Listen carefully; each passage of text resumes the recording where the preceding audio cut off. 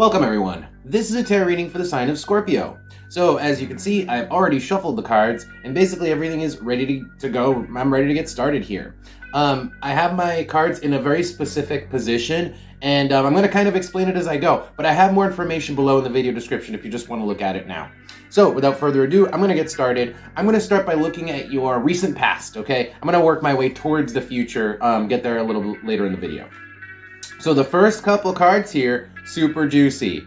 All right, so recent past, we get the Lovers, but then we get the Key. So the Lovers is already interesting, but the Key is what makes it juicy because the Key makes it private, makes it secret, and makes it like, maybe this is like a behind closed doors, not even just behind closed doors, obviously, because if the Lovers, you know, if there's like an engagement between two people, I don't mean like marriage, I just mean like they're interacting, maybe in a spicy way. It could be that they're keeping it a secret. Maybe you guys are yeah, it's like a secret, what do you call that, like a secret relationship, a secret, there's a word for it, I can't think of it right now. Anyway, I'm just gonna pull cards and see what else comes out here about this secret rendezvous. Is that the word? Maybe it is. Tell me about the Lovers with the Key here. Tell me about the Lovers with the Key.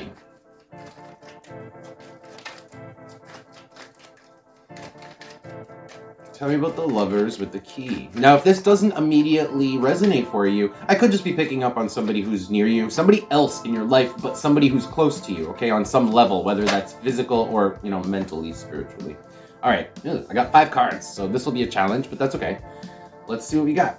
We have the Moon, we have the Torch, we have Mercury, we have the Bread, and then this is the Road at the end. So let's just take a look, parse this out, starting from left to right, I think. So we're looking at the Moon with the Torch and Mercury here. This is literally trying something for the first time and doing it over and over again. So maybe you guys have been making this like a thing that happens sort of every once in a while, maybe semi like routinely, where you guys are, maybe this is like a work thing where you guys are hiding in a closet and then, you know, you come out and it's like nothing happened. That's sort of a vibe here, okay?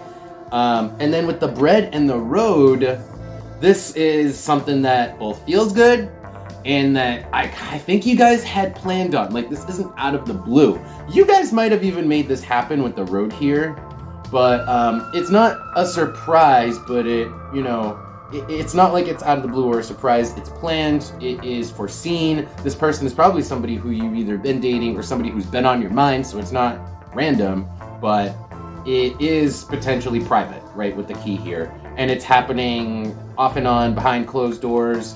And it's like, I feel like it's a new thing with the Torch here. At least the secretive component, or some part of it, is new, okay? Anyway, all right, let's move into the present now. So this is the recent past.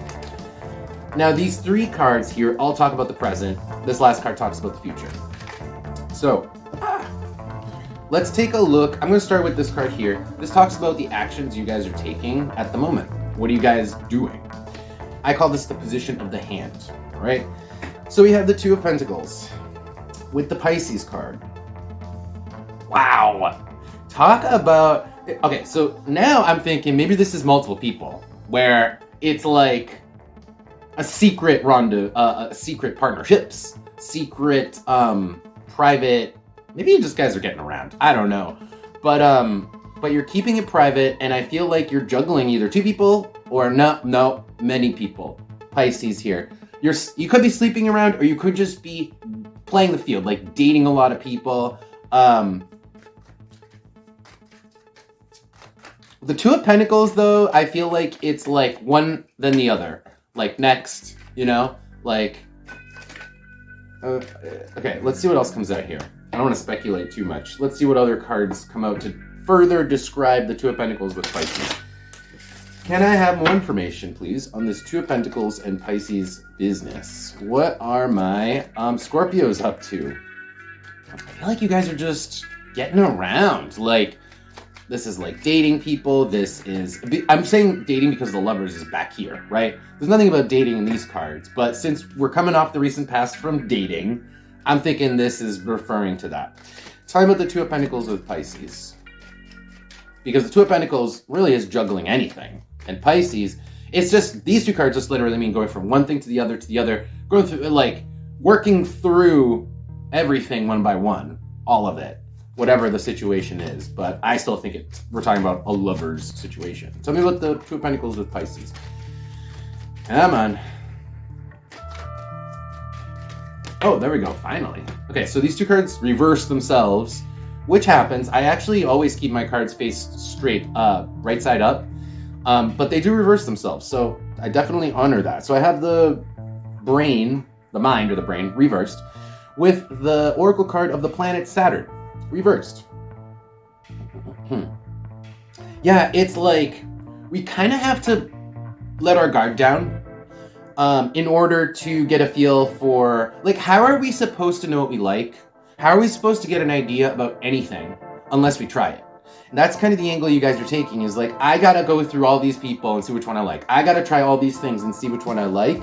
And for that to happen, you also gotta let your guard down a little bit. That's what I'm getting from these cards. On the bottom, the book.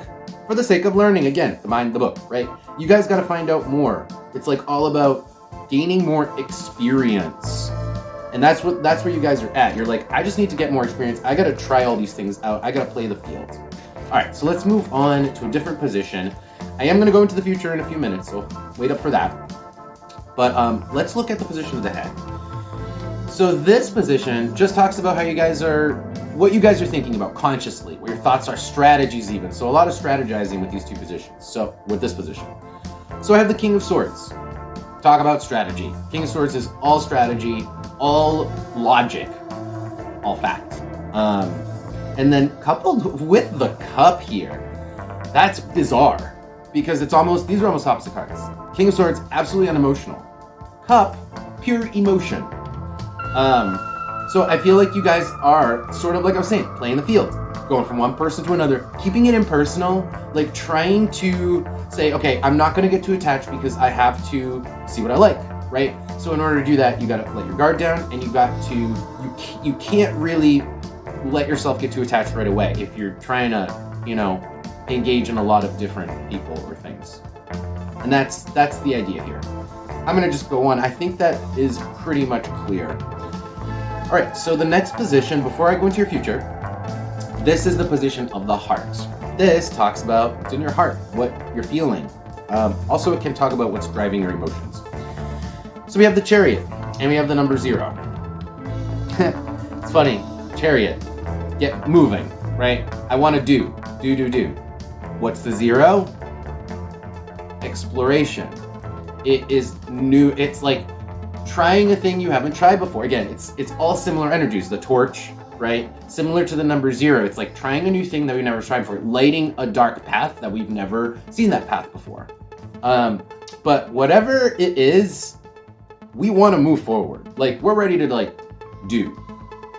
It's like, we're ready to do in order to find out, in order to, to know. In order to know. All right. So let's keep going, and let's flip over the last position here. So what is happening, what's coming up for you in the next month or so? So I'm not looking long-term future. This is short-term future, okay? Maybe one of these days I'll do a long-term life type reading, and that might be fun too, but I keep these usually just shorter term. Okay, so we have Libra. Oh, nasty, with the 10 of Swords. Libra and 10 of Swords. Okay. Wow. So honestly, something does not work out. Something here kind of honestly implodes in your face. And it's almost like, let me give you an example. If you're just kind of like juggling a bunch of people and you're looking at it like King of Swords, like, I'm going to keep myself unattached, but you forgot to tell the other person, well, maybe they're attached. Maybe that could cause a 10 of Swords situation where there is like a destructive, something gets destroyed, something blows up, right? Coming up in the future. And what I think it is the fact that you might be doing all these things, seeing all these people, but not following through and not exactly explaining the fact that you are just playing the field for the sake of playing the field. But I think some people take that as like feel slighted. Some people will feel slighted, and it will cause something to blow up. So we gotta dig into this, because this is essentially a warning, all right? This is a warning to you that I think you guys can actually change. I think if you guys change something right now, you can avoid this Ten of Swords. So let's find out more. Tell me about this Ten of Swords with Libra. Tell me about the Ten of Swords with the Libra card. I'm still gonna pull advice after all this, okay? So hold on. Tell me about the Ten of Swords with Libra. Anything else about this? Oh, okay. We have the Skull and Crossbones, and then we have, this is the Coal. And this card, Coal, means something that is like heavy, obstinate, doesn't change, but then death is change. So, I think this is the conflict, right? This is the conflict, is someone is not on the same page as you. Someone is a little bit put off, I think, that maybe if you drop them, like you will, because Two of Pentacles, you're going to move on from one person or another. It means you drop somebody else. That person is going to feel slighted, and they're going to blow something up in your face. On the bottom, we have the Knight, the Sun, the Seven, Honey. This person was expecting to see you again. I think they kind of liked you. Let's see what else is on top. The Six, the Arrow on target, and this is the Throne. This person was just... This person was like, maybe, I don't know if you had a one-night stand with someone, but there is a person in your life who really liked you, kind of like was ready to settle with you. That's the Six. The not settle maritally. I mean, like, give you like an honest shot. Like, settle in a routine with you, whatever that means. You know, maybe it means you're dating a bunch. Maybe it means you're doing more than that. Whatever. But this person is gonna be like, wow, like, fuck you, is what they're gonna do. Like, that was unfair. I expected to see you again. I didn't expect to get ghosted or whatever. And I really thought I'd be seeing you, you know, routinely.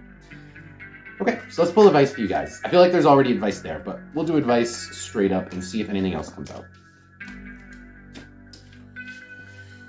All right. Can I please have some... Am I keeping that? Yeah. All right. Super fast. It's kind of nice, but kind of awkward. Anyway, so I already got two cards here. We got the Empress, and we have the Five of Pentacles. So the message here is, the advice is like, be nice to people.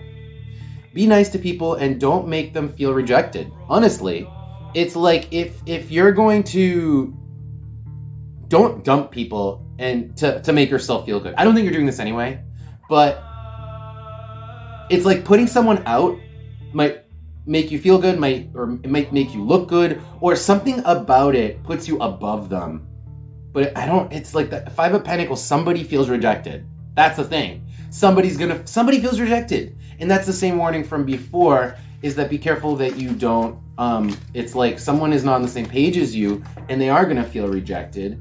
I feel, and they're gonna feel slighted and like feel like an injustice was done to them.